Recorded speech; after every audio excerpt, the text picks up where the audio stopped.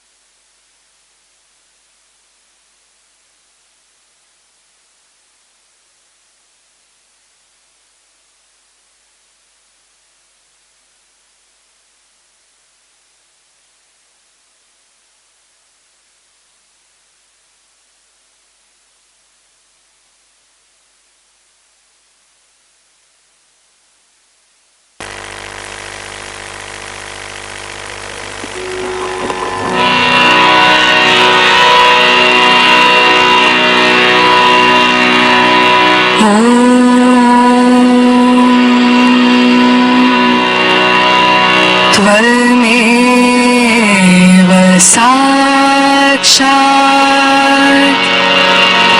श्री महालक्ष्मी महासरस्वती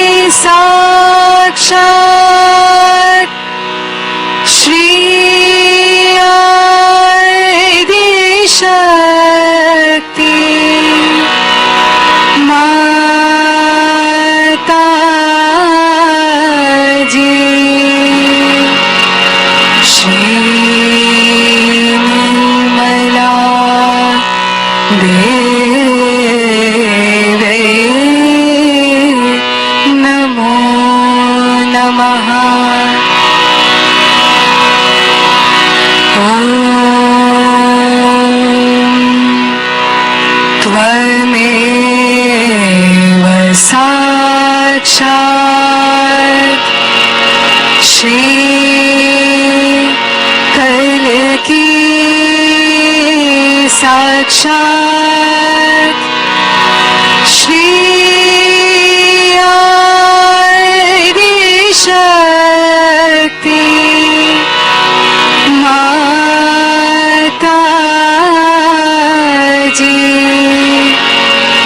श्री निर्मला देवी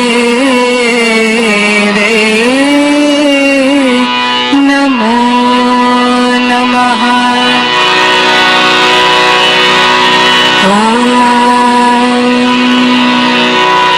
त्वमेव साक्षात् श्री कल्की साक्षात् श्री सहस्रा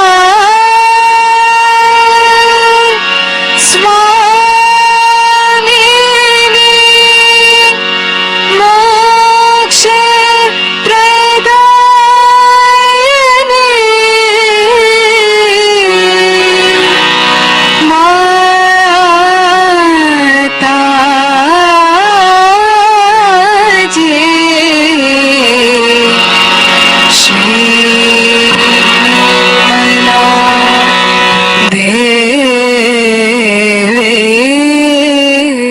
नमो नमः।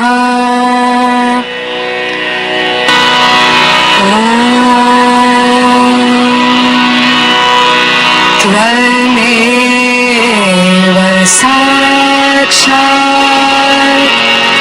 श्री गणेश साक्षात् श्री आदिशक्ति माताजी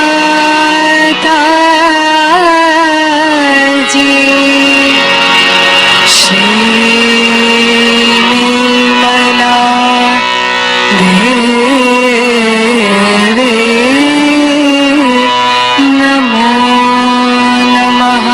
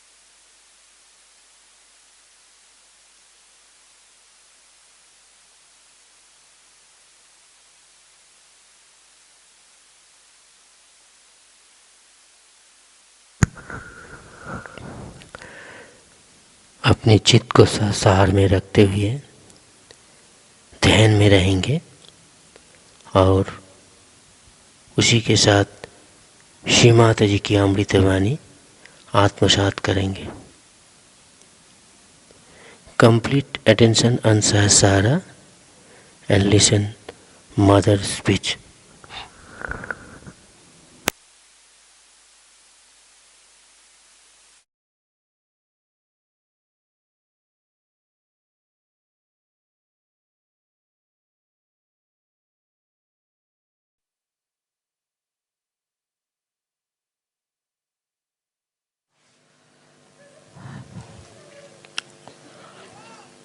Today we have gathered here to do Shri Ganesha Pj.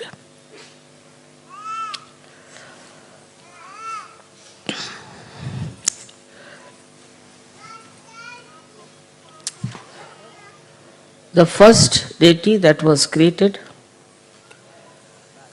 by the Adi Shakti was Shri Ganesh. Because it was necessary first to create the deity of principles. The deity of principle in the sense that whatever is created, whatever is there,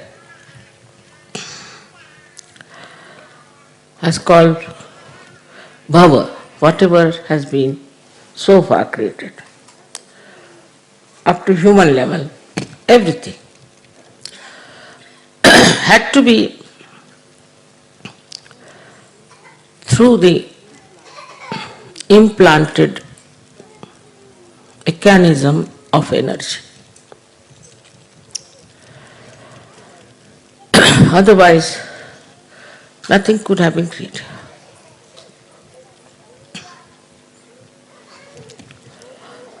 If you go into the matter, say sulfur dioxide, then sulfur and oxide go on deep into it till you reach the state when it is a molecule. Then you see these atoms of sulfur and oxygen, they oscillate. they oscillate with a frequency. There are 3 types of frequencies they use. Now imagine in the molecule, think of it. In the molecule of a substance, there is an energy which is active. Now one may say that why should be in matter there is energy? One can ask a question, why there should be energy in matter?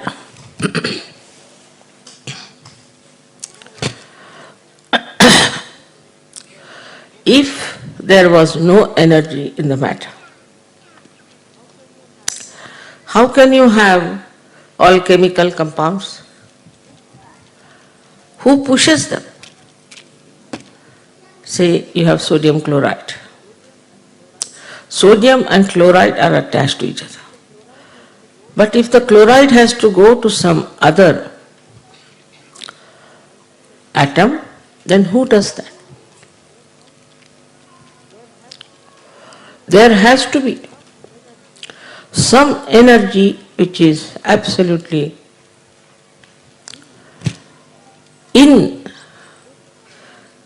built into matter. Now we may say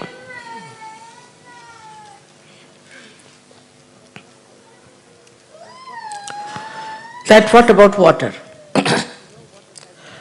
You know water has energy. That's how we have hydrostatics. Even coal, even stones, all of them have got energy within themselves.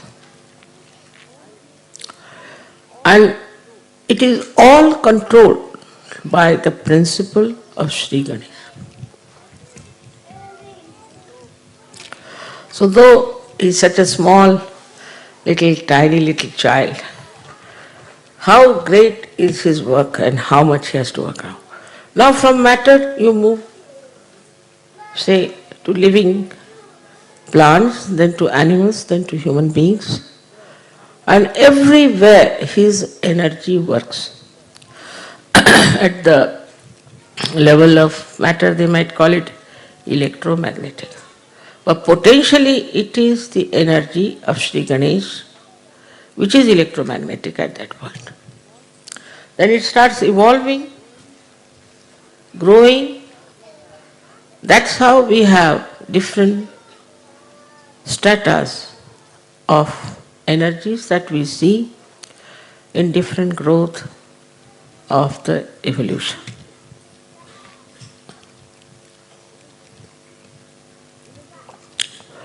In the human being, it exists, as you know, as auspiciousness, as purity, mainly the innocence. So the power of innocence is such a guiding factor.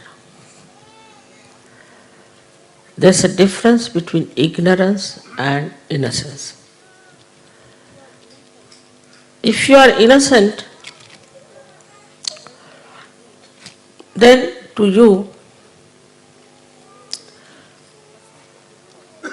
nothing is important except for love. For an innocent person who is not conditioned, who is not egoistical, who is not so-called mature,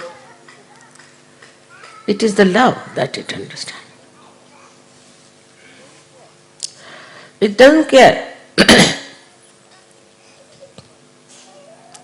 for any wealth, any power, anything.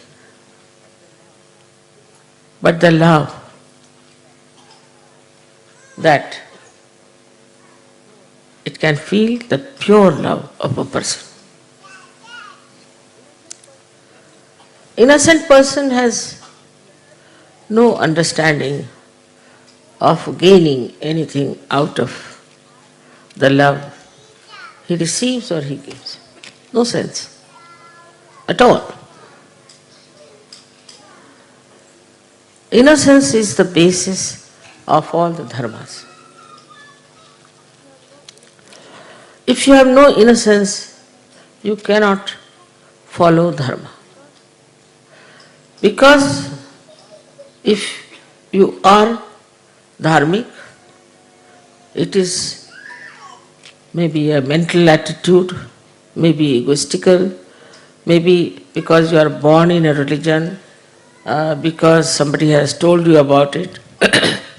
It's going to be very superficial. Unless and until it is embedded in the quality of innocence, dharma has no meaning. In that state, you are dharmic. You are beyond any thinking about it, of any deductions about it, but you are dharmic. You cannot be adharmic. You cannot be. As if the manifestation of innocence is morality. Once Shri Ganesha is awakened, I hope he has been awakened in all of you. And if you respect him, just respect him, then automatically you develop a sense of morality. I don't have to tell you. I don't have to explain to you. You just become moral. People who have seen you are quite amazed and said that, how is it that their eyes are fixed, so innocent, without any lust and greed? Is the light of Shri Ganesha from the back agya, front agya, is Jesus Christ, who is the manifestation of Shri Ganesha. It is impossible for Western mind to understand that Jesus Christ was purity. They can't understand. And they have criticized him and said horrible things against him. Somehow he is forgiving them. But one thing about Shri Ganesh is that he worships his mother. Motherhood is very important. Motherhood in the women, motherhood in the father, and also in the children, has to be accepted as the mainstay of family life and society.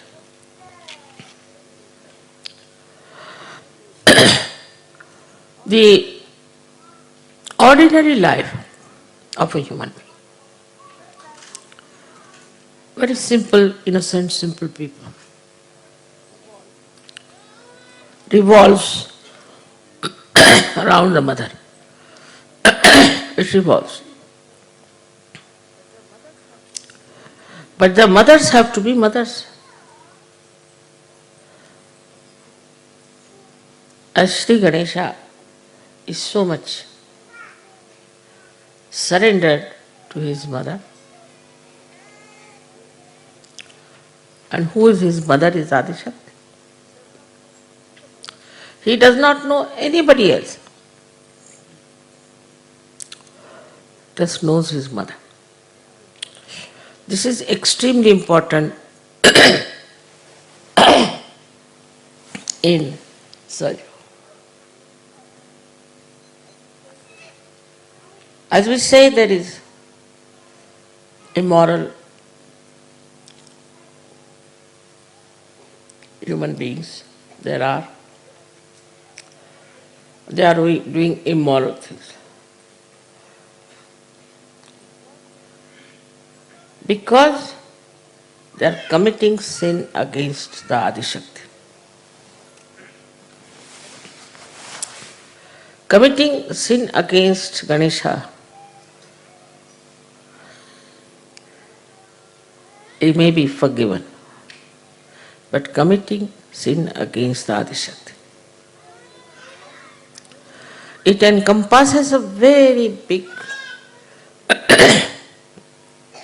area where we start seeing how we are committing the sin against the Adi Shakti, which ultimately Shri Ganesha punishes, ultimately. Actually, the Adi Shakti doesn't punish anyone. The deities only punish them.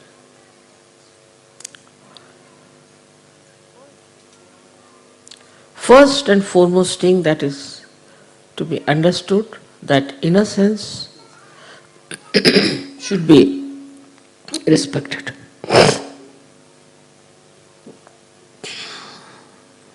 Looked after, nourished and protected. That's why I'm very particular about the children. Children should not be exposed to the public. We should not try to make photographs out of our children and expose them in the newspaper or give them for advertisement or anything like that. It's a very wrong idea to expose your children.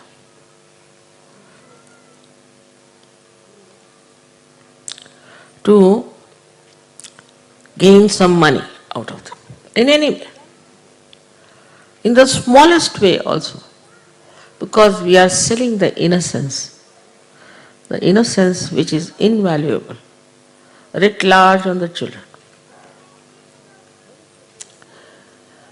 Many children I know who have been advertised and all that, especially in India, have died. Also, we have to look after our children with great care. But we go to two extremes, I have seen. Some people are only worried about their own children. If anything happens to them, just get upset. That means you are respecting your child because he's your child. But if you are respecting him because he carries innocence with him, then you have to respect every child. And understand every child. What they talk, what they say, how they behave. Luckily, you all have got children now who are born realized. It's such a great thing, such a blessing. So on one side, we have to see how innocent they are and how they talk. I'll give an example. This Wolfgang was very serious. And his wife told me that we were taking him to the hospital.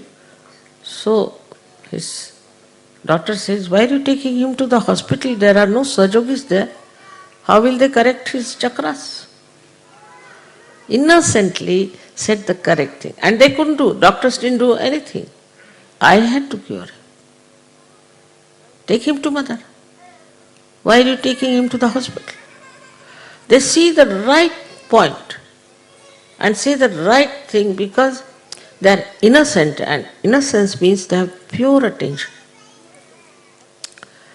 Pure attention for anything you need. Say music, for art, for anything you have to have pure attention. And that comes through your innocence. Say a person who is an artist and who is very money oriented, say for example, a person who is doing some paintings and all that. His art cannot become eternal art, cannot. That's why we see in modern times whatever art is created, it just comes and goes, it has no eternal value. Same with the modern music that they are having. The same thing is happening, it comes and goes, and no one knows where it has disappeared. Behind it is money orientation. And that money orientation results into a kind of a creation which is not perfect. All creations which were dedicated to God in the olden times are being today very much respected, and people pay a lot of money for that. Maybe at that time the artist must have suffered. But they understood, innocent artist understood very much that if we have to express, we must truthfully do it, not to please the people, not to please anyone, but to please God. As you know that Michelangelo had a big fight with his Pope here because he couldn't tolerate nonsense that was coming from the Pope. All the artists always have been fighting, real artists. So this innocence also gives you a power of self-understanding. You know where you stand. A person who is innocent knows very well that he is standing on the pedestal of virtues. He should not give in to all kinds of nonsensical things which are very popular, maybe fashionable, maybe accepted. For what? For what are we going to sacrifice our innocence?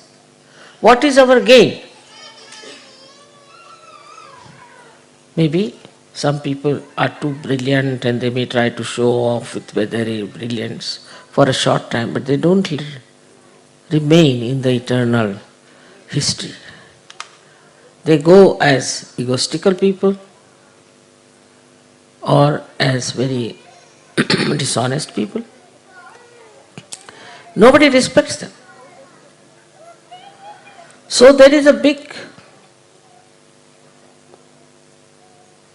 attack on the innocence of people. Big attack. First it comes from children. As you see this nonsense that is going on, which we hear about, I can't even understand why they do it.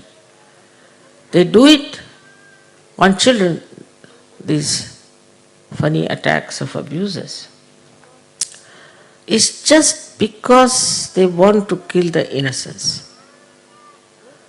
Perhaps those who do it have no innocence in them, and they don't want the children to have any innocence left in them. Otherwise, in India is something we can't understand, really we can't understand. But it is becoming much more prevalent, much more fashionable now, because there is definitely an attack on innocence. Not only on children, but even on people who are innocent. Because those who have deliberations in criminality, in all kinds of sinful act, will never try to protect innocence, never. Because the juxtaposition is there. They are doing something which they think is the best. I don't know if they think that way, but I don't know what justifies their behavior like this, is to attack the innocence of children.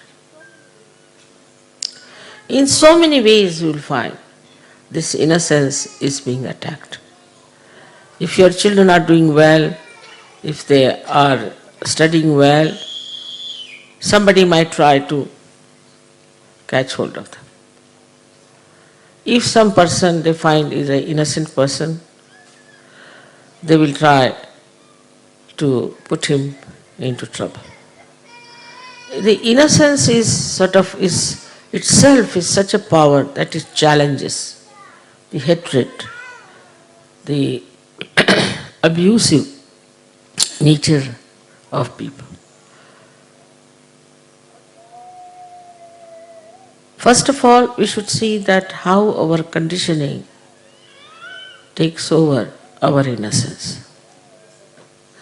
It makes you extremely ritualistic. Even in Sahaja Yoga I have seen, I have heard also, that people are extremely extremely shawl, where is it?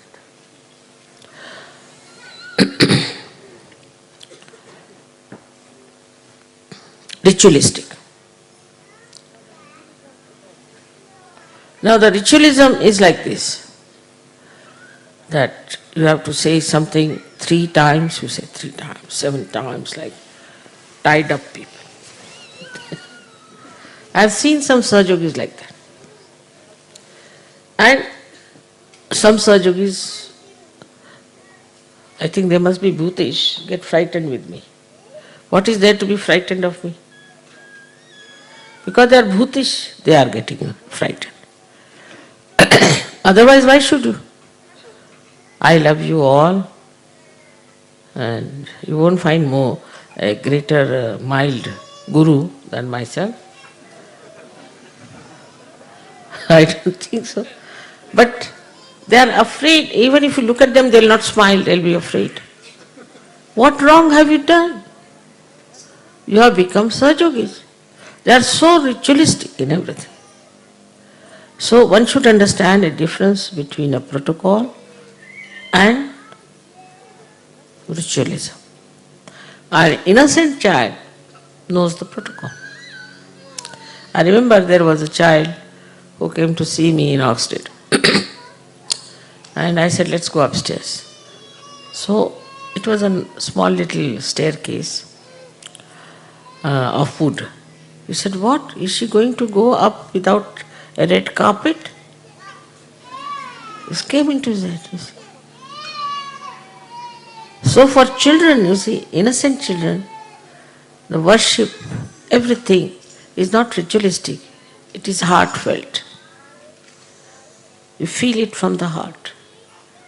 How to do the worship? How to show your love is very sweet way an innocent person does it. While a person who is very ritualistic, he may even beat another person because, why did you do this? You should not have put camphor in it. Why did you put the camphor? So it's very wrong. There's nothing wrong. If you do it with your heart, with your open heart, innocently, anything is all right. It is the open heart which is necessary, not the closed heart. Why did you do it? Why did you do it? Where did you see it? What happened? Nothing. Now you are in the kingdom of God. And here there are no such rules and regulations that you should be ritualistic. But everything has a double style. Now I say you need not be ritualistic. So, once I went into an ashram, I found everything was just like a pigsty. I said, what's this? Is this an ashram? Or what is it? So they said, Mother, you told us that you have to be innocent and you don't have to be ritualistic. So we thought, throw all the things wherever you feel like, what is there to be ritualistic? It's a very common thing with all the ashrama people, leaders tell me that Sahajogis have no sense at all of looking after the cleanliness of the ashram. They are least bothered. If it is their house, they look after. But if it is an ashram, they do not. It's very surprising. And I have seen, or I have heard, that the ashrams of bhutish and false gurus are absolutely spick and span. Really. It's very surprising. And even here in Cabella, people were telling me that they are living like animals. I said, animals are innocent, you know.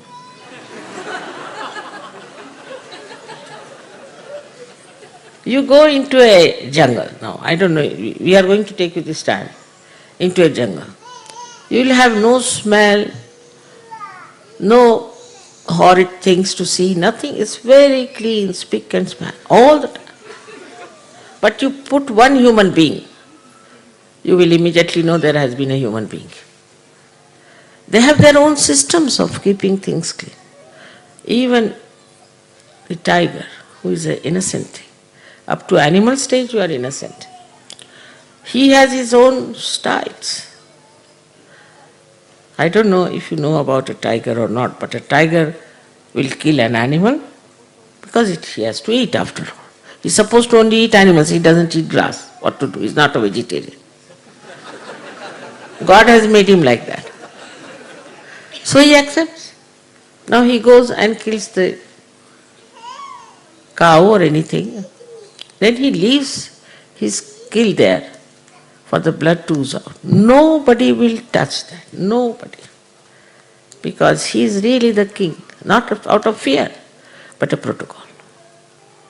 Then next day he goes, he eats, then his family eats and all that, and finished for the whole month. They come out. Then the lower animals start going there.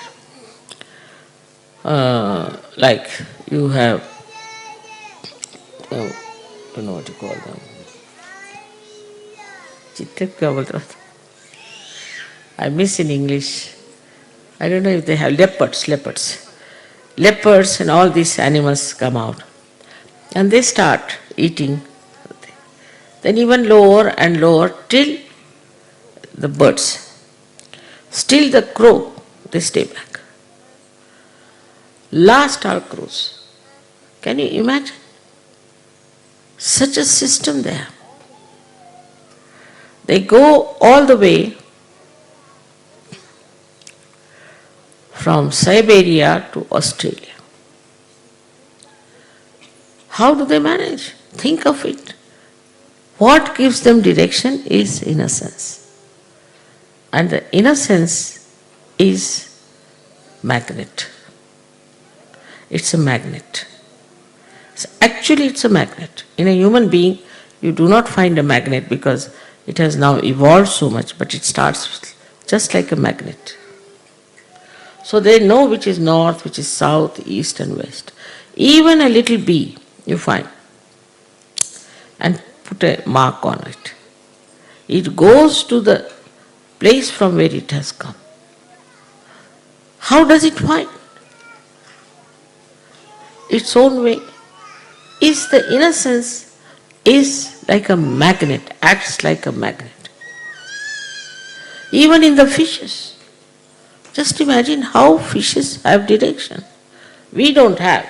Human beings can be lost. Many times I am lost with so many drivers I've had.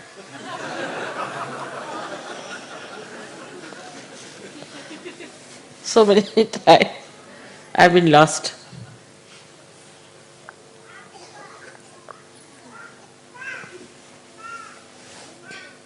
But animals never.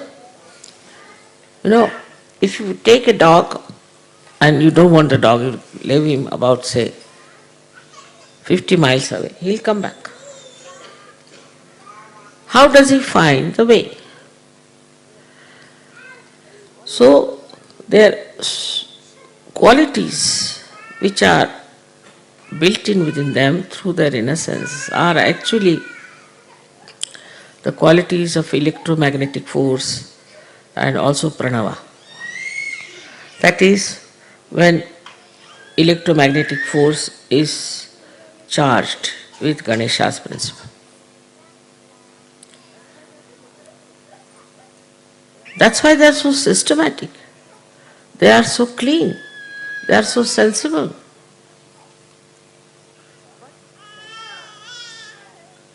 But they are not ritualistic. They are not ritualistic. Whatever God has given them, they have accepted, they are bound by that. They are bound and they live with that boundary. Even if you go up to the stage of animals which live with human beings, they too are very affectionate. They just want love, nothing else. See, one day if you do not care for your dog, will just not eat his food. Not eat his food. He wouldn't care for the food. It is so remarkable, even I have seen among children, how they just want love. They don't accept anything else but love. But as soon as they start growing up, you see, especially in a materialistic world, then the whole materialism comes. So the second way we kill our children's innocence is putting materialistic ideas into their heads. Of course, the media is there, which is selling nowadays a teddy bear which has a birthday. Teddy bear has a birthday. Can you imagine? So everybody is buying teddy bear with a birthday. Because the parents don't want to be in the company of children. So they get some sort of a toys, this, that. 1 or 2 is all right. I put them with the toys, with the television on, now sit down. Children start becoming naturally materialistic. They start asking for things and for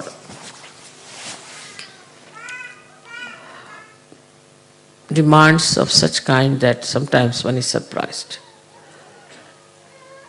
You take a Western child to the market and you had it, but you take Indian children, they'll never take anything. Really, it's so difficult to make them, at least I have seen my own grandchildren and others. You take them, it's a headache to buy even another pair of shoes for them. No, but we have one, why do you want to buy another? Baba, that will go give way. No, we can come here. How? We can come in the car or else we can walk. But you will have no shoes, nothing. One is all right. Why to have 2? You give them money, they'll buy one small little thing and come. You see, it is the whole tradition of materialism which has brought this innocence to a stop. Then a child starts growing in the same materialistic way. He starts judging people like how many cars you have. You see, they are so stupidly materialistic that I went to Boston and the television people asked me how many Rolls Royces you have. I said, I don't have any. They said, we are not interested, you are not in the business. This is what is now the mind of people in the West who have grown up. But even the children, today they want this, tomorrow they want that. All the time there's a competition for materialistic things. Asking for this, asking for that. Just imagine what a race will be there after some years when there will be just people who will be only worried about collecting things and buying things. I mean, buyers and sellers, nothing else. So you have to be very careful with your children that you do not pamper them. Do not get too much worried about them. Do not keep them on materialistic level. Find out. If they are going on a materialistic level, bring them down. It's very simple to do that. And one has to work it out because we have to save our children and their innocence. Now for the other Sahajogis who are grown up and who are very mature. They are very innocent, I must say. I must admit that they are very innocent compared to the society that is around, no doubt. One has to really admire the way they have become so innocent, the way they are understanding this divine music and all that is really creditable. But still,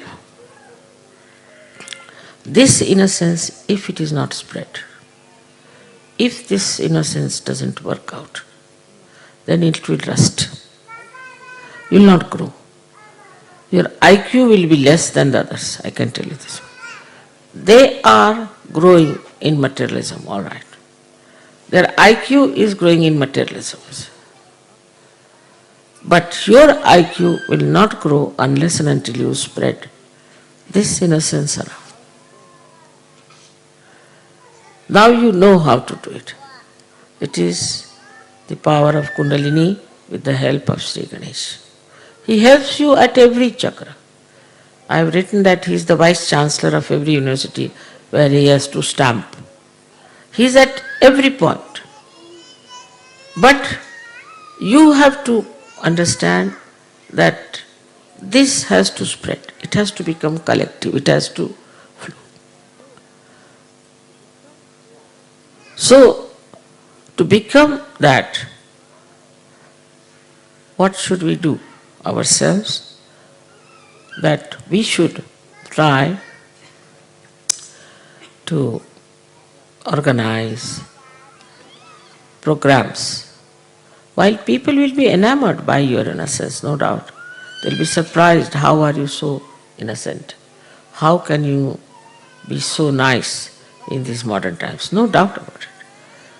But in that, doing that so, try to be innocent yourself. You should not be cunning, you should not be smart. You should not try to show that you are very brilliant or anything. Because the ego might in between come and try to put ideas into your head. It's better to show that you are innocent and to be innocent inside. The whole inner being can be really charged with the energy of Shri Ganesh, no doubt. And the outer life becomes innocent. Becomes innocent. I don't know banking, I don't know money, I am quite bad at everything, all right, at worldly things. But I'm not cunning, I'm not sort of smart, as you can see. But still things are working out because of the inner power that one has. So depend on your inner power and manifest it outside. Inner being, which is Ganesha, is the same in all of us. The whole system is the same in all of us. Chakras are the same in all of us. Only thing, we have to keep our innocence absolutely free of all this worldly nonsense like a fashion, this, that. Immediately you will find that your being will manifest. Being will manifest. Now just think of a simple thing like that. I am an Indian. And nobody knows me. But whenever I have my lecture, I have at least 5,000 to 6,000 people. How? How do they come to my lecture like that? Anywhere in the whole world, minimum. Sometimes even much more. What's so special? So when handling the people, we are sahajas, we are saints. We have to talk to them like saints. We have to behave like saints. And they should in no way feel that we are cunning or we are interested in something else. So, once you start doing that, flowing your innocence, all the gods and goddesses will help you. Your creativity will be 1,000 times more than normal.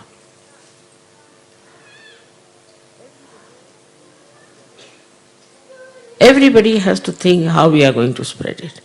Like I was happy to know that in America, of all the places, they have got hold of the senators. Very good at it. Let us see if it works.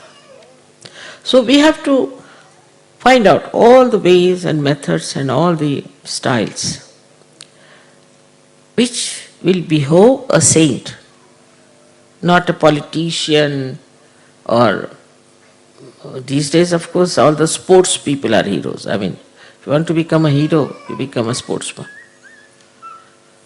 Not like that, but like a saint. And saintliness is respected, whatever may be the situation. Whatever may be the situation. Whosoever may be facing. Recently when I was in Kiev, the leader's wife told me that, Mother, we had that old car of yours which we sold. We got so much money that we could buy a new car. Then we went to the factory to buy the new car. And they bought it. So outside the factory there's a mafia. Nowadays I think the Sicilians have reached there. So the mafia was standing outside. And they said, you have to pay so much money to us, in thousands. So they said, we have no money. Why? What do you do? This was his wife. She said, we meditate. Really? So you have no money? No. What about your children? They also meditate. She so innocently she was talking to them. They said that we saw their faces melting down. They said, all right, go. They forgot that they were supposed to get money out of that. Or they take the car. They confiscate the car or take the money. They said, all right, go. They told me this story. So, your simplicity always helps you. Your innocence always helps you. And it has such an impact, such an impact.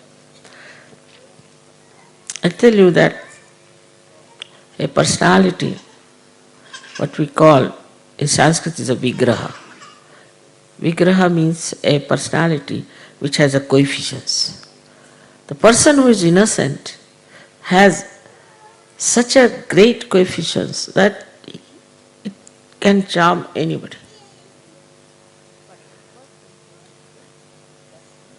But first and foremost thing, that we have to be innocent. Not to so much worry about money, not to count everything, not to worry about food. But this is not to be done with deliberations but innocence. Where you sleep, what you do is not important to a saint. It lives the way one has to live.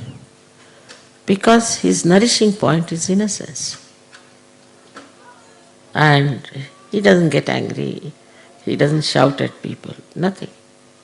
Of course, at bhoots it may be that he has to shout like Christ did, but otherwise he is a very peaceful, joyous, happy, humorous person. So today at this puja, I would bless you with all the qualities of Shri Ganesha, except for his anger. May God bless you.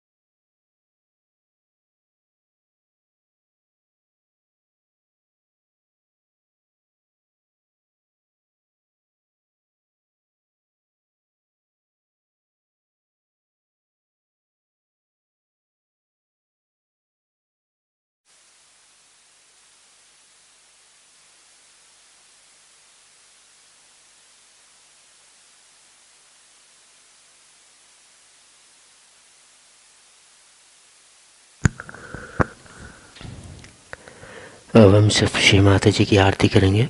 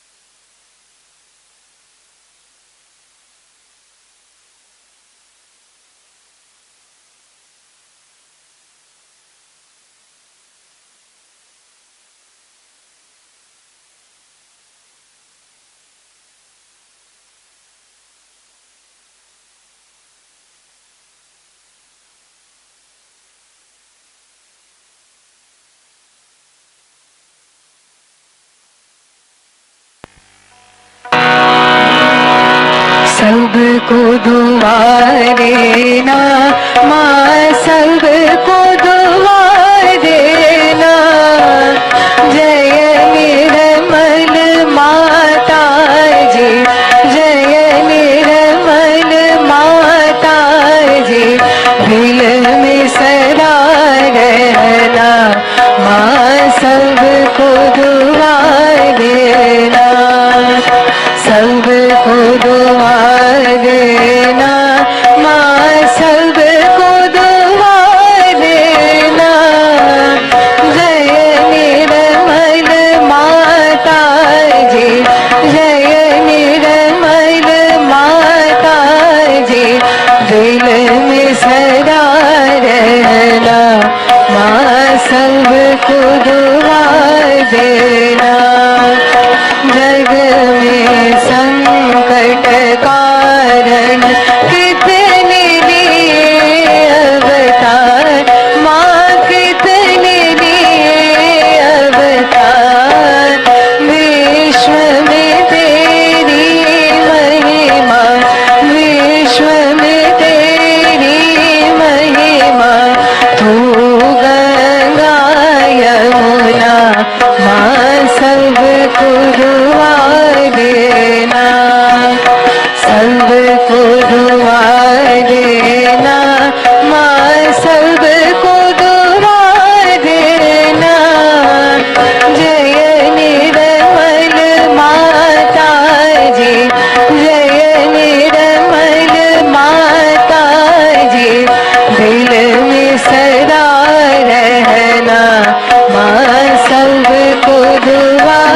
देना। जो भी शरण में आया सुख ही मिला उसको, माँ सुख ही मिला उसको। बैठ के दिल में ओ माँ, बैठ के दिल में ओ माँ, लौट के ना जाना माँ, सबको दुआ देना, सबको दुआ देना माँ, सबको दुआ देना। जय निर्मल माता जी, जय निर्मल माता जी, दिल में सदा रहना माँ, सबको दुआ देना। मानव में अवतर की कर दिया उजियारा, माँ कर दिया उजियारा। कलयुग में माया है, कलयुग में माया है, फिर भी पहचाना माँ, सबको दुआ देना, सबको दुआ देना माँ, सबको दुआ देना। जय निर्मल माता जी, जय निर्मल माता जी, दिल में सदा रहना माँ, सबको दुआ देना। संत जनों की धरती है भारत माता, माँ है भारत माता। इस धरती पर आकर, इस धरती पर आकर दुख से दूर करना माँ, सबको दुआ देना, सबको दुआ देना माँ, सबको दुआ देना। जय निर्मल माता जी, जय निर्मल माता जी, दिल में सदा रहना माँ, सबको दुआ देना। जब दिल में आए तब मधुर संगीत सुन लो माँ, मधुर संगीत सुन लो। हो सके जो सेवा, हो सके जो सेवा, हमसे करा लेना माँ, सबको दुआ देना, सबको दुआ देना माँ, सबको दुआ देना। जय निर्मल माता जी, जय निर्मल माता जी, दिल में सदा रहना माँ, सबको दुआ देना माँ, सबको दुआ देना माँ, सबको दुआ देना।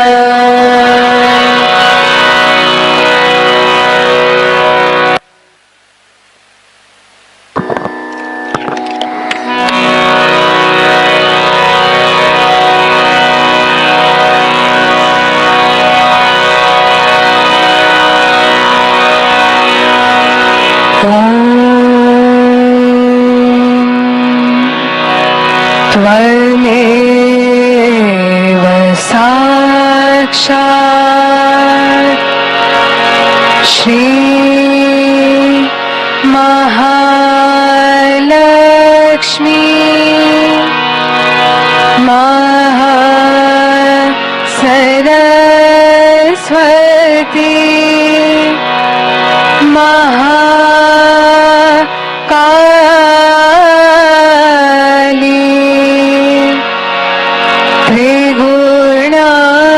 त्रिगुणात्मिका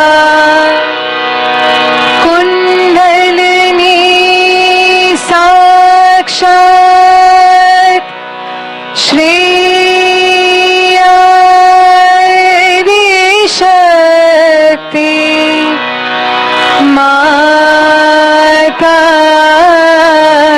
जी श्री निर्मला देवे नमो नमः।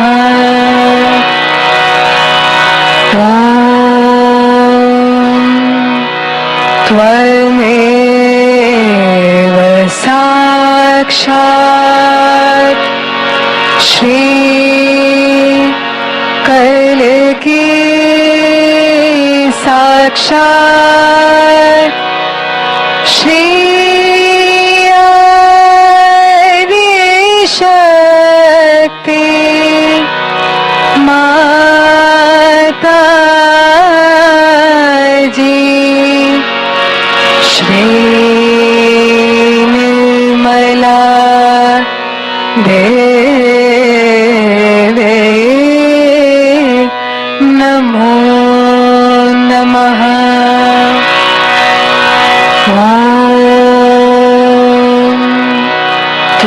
त्वमेव साक्षात् श्री कलकी साक्षात् श्री सहस्रा